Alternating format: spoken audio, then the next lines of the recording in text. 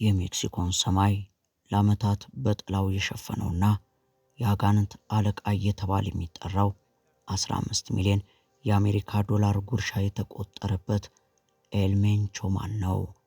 በኔሲዮ ሩቤን ኦሴጌራ ሰርቫንቴስ ስም የተወለደው ይህ ግለሰብ ከአቮካዶ አምራች ገበሬነት ተነስቶ የአሜሪካንና የሜክሲኮን መንግስታት ያንቀጠቀጠ የዘመናችን እጅግ አደገኛ የወንጀል ድርጅት መሐንዲስ ለመሆን በቅቷል።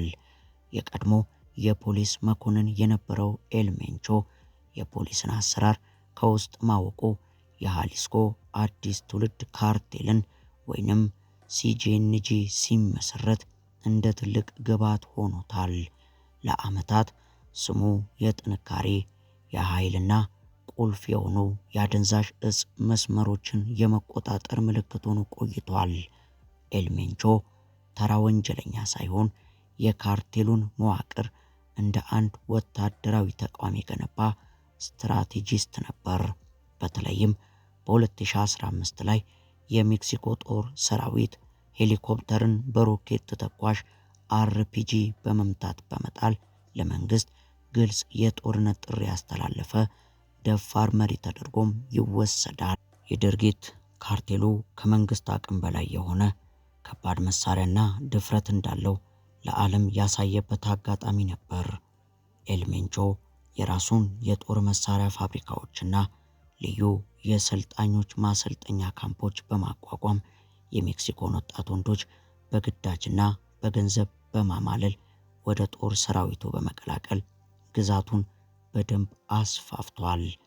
ከሌሎች የካርቴል መሪዎች በተለየ ኤል ሜንቾ በማህበራዊ ሚዲያ ፎቶ መለጠፍንና የቅንጦት ኑሮን ማሳየት አጥብቆ ይቃወም ነበር።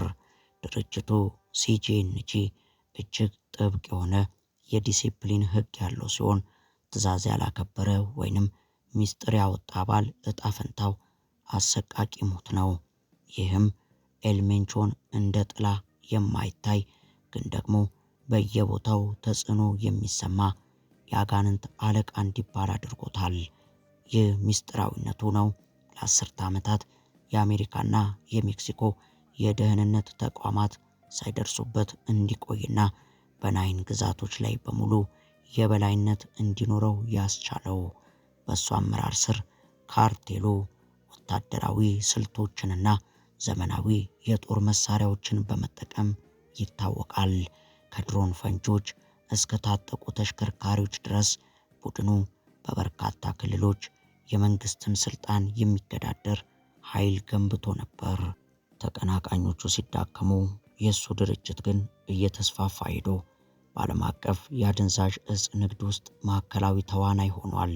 ኤል ሜንቾ ከታዋቂነት ይልቅ ሚስጥራዊነትን መርጦ ለብዙ ዓመታት የሜክሲኮን የወንጀል ገጽታ ሲቀይር ቆይቷል። የእሱ መገደል የዚህን ኃይለኛ ምዕራፍ ማብቂያ ያመለክታል። ነገር ግን በካርቴል መረቦችና በጸጥታ ኃይሎች ላይ የሚኖረው ውጤት ገና አሁን እየጀመረ ነው። የሜክሲኮ እጅግ አስፈሪው የካርቴል መሪ በታፓልፓ ሃሊስኮ በተደረገ ከፍተኛ ወታደራዊ ዘመቻ ተገድሏል። በሜክሲኮ ጦር ኃይሎችና በካርቴሉ ታጣቂዎች መካከል በተደረገ አስከፊ የተኩስ ልውውጥ ኤል ሜንቾ ቆስሎ ወደ ሜክሲኮ ሲቲ በአየር ላይ እየተወሰደ ያለ ሕይወቱ አልፏል። በጭንቅላቱ ላይ ተቆርጦ የነበረው 15 ሚሊዮን ዶላር ጉርሻም የአደንዛዥ እጹ ግዛቱ ለፈጠረው ስጋት ማሳያ ነበር። ከዚህ ክስተት በኋላ በጥቂት ሰዓታት ውስጥ ምዕራባዊ ሜክሲኮ ወደ ጦር አውድማነት ተቀየረች። አውራ ጎዳናዎች ተዘጉ፣ ተሽከርካሪዎች በእሳት ነደዱ፣ ጭስም ሰማዩን ዋጠው። ይህ ተራ ግድያ አልነበረም። በዓለም ላይ ካሉ እጅግ ኃይለኛ የአደንዛዥ እጽ ግዛቶች አንዱ ላይ የተሰነዘረ ከባድ ምት እንጂ። ዋሽንግተን ይህንን ጥቃት በፊንታኒል ዝውውር መረብ ላይ የተሰነዘረ ትልቅ ምት ነው ሲል አወድሶታል። የኤል ሜንቾ ውድቀት ሜክሲኮ በታዋቂ የወንጀል ቡድኖች ላይ የምታደርገውን ትግል አንድ ምዕራፍ ይዘጋል። ነገር ግን ይህ ጥቃት በመሬት ላይ ያለውን የኃይል ሚዛን እንዴት ይቀይረዋል የሚለው አዲስና ወሳኝ ምዕራፍ ከፊታችን ተደቅኗል። የኤልኒኞ መወገድ በአንድ በኩል ለህብረተሰቡ ሰላም ትልቅ ስኬት ቢሆንም በሌላ በኩል የሚመጣው የኃይል ክፍተት ወይንም ፓወር ቫኪዩም ተጨማሪ ግጭቶችን ሊያስከትል ይችላል።